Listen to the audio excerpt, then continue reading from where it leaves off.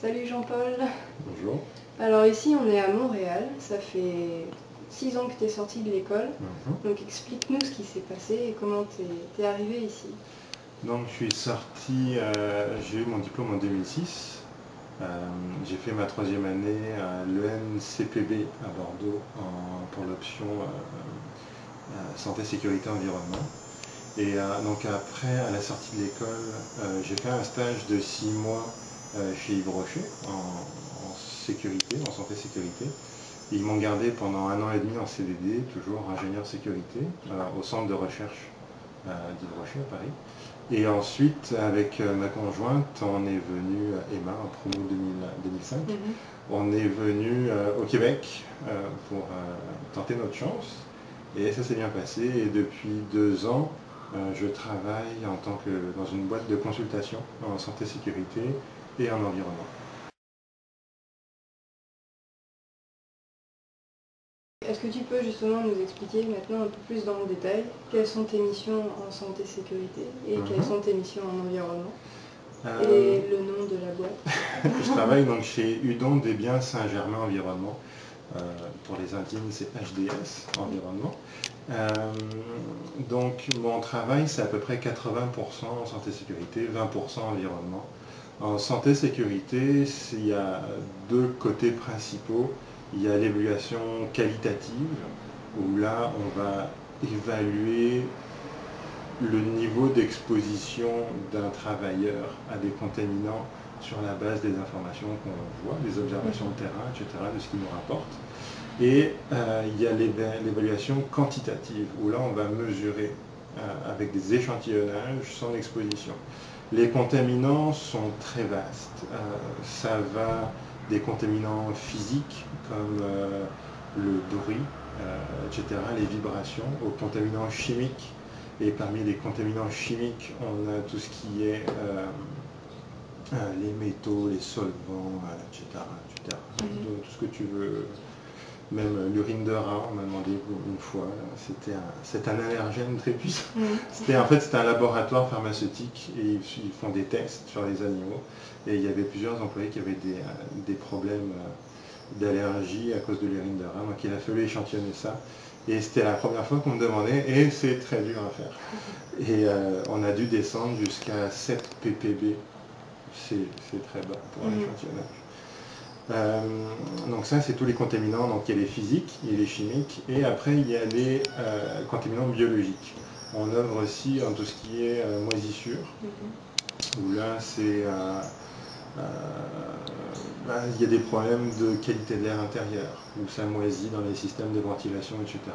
Donc là on va faire des inspections, on fait des échantillonnages pour déterminer s'il y a du moisi ou pas. Et après on peut intervenir en décontamination ou aiguiller le client pour l'aider dans sa démarche. Donc ça c'est le côté santé-sécurité.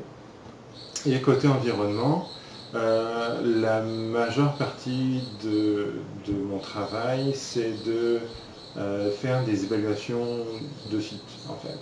Les évaluations au Québec se passent en 3 parties. Évaluation environnementale de site, phase 1, phase 2, phase 3.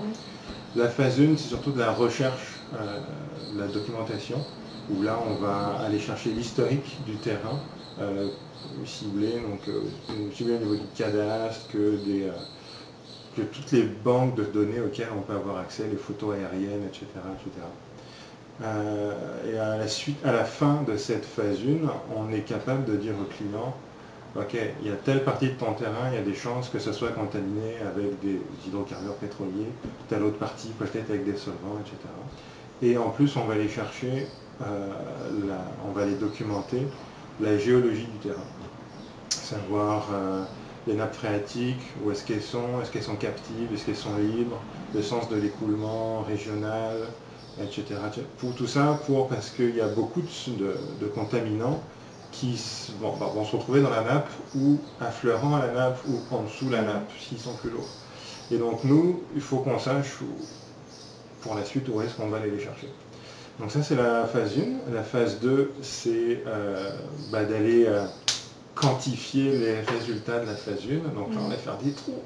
Donc on va faire des forages, on va faire des puits. Donc les forages, c'est pour surtout échantillonner la terre. On peut descendre jusqu'à 3, 4, 5 mètres de profondeur, dépendamment de ce qu'on veut chercher, de ce qu'on veut trouver, pardon. Donc ensuite, certains de ces forages, on peut les transformer en puits pour aller mesurer le temps de recharge, etc. Aller chercher des caractéristiques de la nappe phréatique et aller l'échantillonner. Et par la suite, on peut aussi faire des tranchées, mais là c'est vraiment quand on est désespéré. Et par après, donc, on produit des rapports à chaque étape. Et à la suite, à la phase 2, on dit au client, soit tu es correct, on n'a rien trouvé, là on pensait où c'était le pire, on n'a rien trouvé, donc ton terrain il est beau. Soit on a trouvé de quoi, et il faut préciser l'étendue de la contamination. Donc ça c'est la phase 3. Là, on va aller faire des trous supplémentaires, des forages supplémentaires pour vraiment circoncire les zones contaminées. Et en même temps, on va en profiter pour décontaminer le terrain, enlever tout le terrain, tous les matériaux contaminés et les remplacer par du neuf. T'expliquer que pour ce genre de poste, il faut être très rigoureux. Oui, c'est ça. Il faut, dans un premier temps, il faut avoir beaucoup d'entre-gens, comme on dit au Québec, donc beaucoup de relations interpersonnelles pour gérer les clients, aller les chercher, communiquer avec eux. Il y en a certains qui nous appellent, ils sont complètement affolés. Il y en a d'autres, ils ne savent pas trop ce qu'ils veulent, etc. Donc il faut vraiment... ça, c'est la première partie du travail, c'est beaucoup de relationnel. Et après, en effet, tout ce qu'on...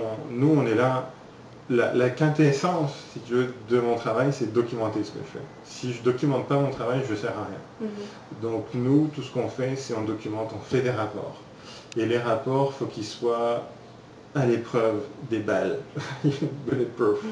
Il faut vraiment qu'ils soient inattaquables en cours, parce qu'en tant que consultant, on est en bas de la chaîne alimentaire au niveau législatif. Si un truc qui se passe mal, ça va au final nous arriver dessus, puis nous on pourra se retourner vers personne. Donc il faut vraiment qu'on soit sûr de tout ce qu'on fait, que ça soit très rigoureux. Tous les rapports qu'on émet ont à peu près la même structure. C'est introduction, description du mandat, description des personnes qui sont intervenues pour la réalisation du mandat, méthodologie, stratégie, et ensuite les résultats, exploitation des résultats, et conclusions, recommandations. Toujours pareil, toujours à peu près la même structure, parce que c'est une structure déjà scientifique, des rapports scientifiques, et c'est ce qui nous différencie aussi de plusieurs concurrents qui ont tendance à rendre des feuilles volantes ou donner les résultats dans des courriels. Et puis, si tu as besoin d'un support technique après en cours, il y a des personnes. Nous, on fait des choses très rigoureuses, très carrées, parce que même si ça coûte un peu plus cher au client, c'est pareil, lui expliquer que c'est pas parce qu'on va charger 1000 $ de plus qu'on va en train de l'arnaquer, c'est parce qu'on apporte beaucoup de choses. Et 1000 $ de plus par rapport à quelqu'un qui pourrait faire soi-disant le même travail pour moins cher. Et donc c'est vraiment la partie la plus critique, c'est documenter et que ce soit inattaquable au niveau législatif.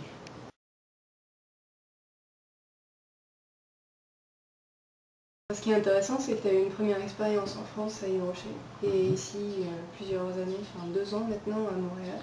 Est-ce que tu as constaté des différences de mentalité au travail? Oui, bien sûr, notamment, surtout au niveau de la gestion du conflit, par exemple. En France, c'est plutôt tendance à affrontement frontal, et puis ensuite, une fois qu'on s'est mis d'accord, on s'est mis d'accord. Au Québec, ça ne marche pas comme ça. Les Québécois ont une mentalité de, comment dire, c'est quelque chose qu'ils ont hérité de des hivers rudes quand ils ont colonisé, etc. C'était des petites communautés qui étaient coupées les unes des autres pendant l'hiver et il ne fallait pas qu'il y ait de disputes. Il fallait que la communauté soit soudée pendant l'hiver pour passer l'hiver, sinon si ça commençait à scinder, tout le monde allait crever. Donc c'est une mentalité qu'ils ont gardée et au niveau de la gestion du conflit, ils évitent au maximum. Ils évitent au maximum les conflits et des fois c'est très frustrant parce qu'en tant que Français, tu as envie de... mais ça marche pas. Et donc il faut savoir, au fur et à mesure, tu apprends à désamorcer, à éviter, à reconnaître quand un Québécois n'est pas content, parce que là aussi au début c'était pas forcément évident. Tu sais, pareil, la stratégie d'évitement de conflit, il va éviter de te dire qu'il n'est pas content. Donc tout ça, c'est des choses qui s'apprennent au fur et à mesure. Au niveau mais comme j'ai dit tantôt, c'est surtout du relationnel au début, là, c'est surtout ça qui est important. Et puis voilà, c'est surtout ça qui change entre les deux. Mais c'est très rigolo parce que ça se voit. Les clients les plus compliqués, c'est les Français au Québec. Ils appellent toujours pour avoir quelque chose la veille. Le mieux, c'est le lendemain. Moi, je leur réponds toujours, pour les miracles, c'est 24 heures d'avance, mais ça ne marche pas. Ils payent mal, ils sont jamais contents, ils râlent parce qu'ils n'ont pas leur rapport 2 jours après qu'on échantillonné, même si le laboratoire, ça prend 5 jours pour avoir le résultat. C'est toujours pareil. Je ne sais pas comment ça se fait, si je suis juste pas tombé sur les meilleurs, c'est ça.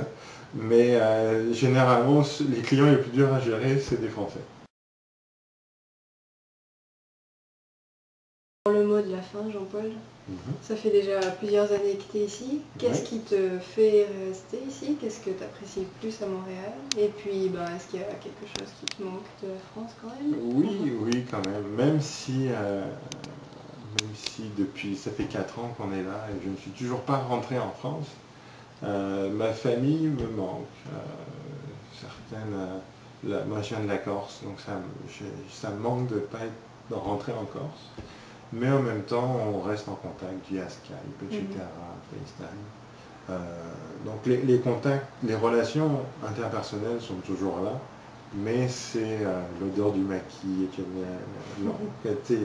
tout ça, ça manque un peu des fois.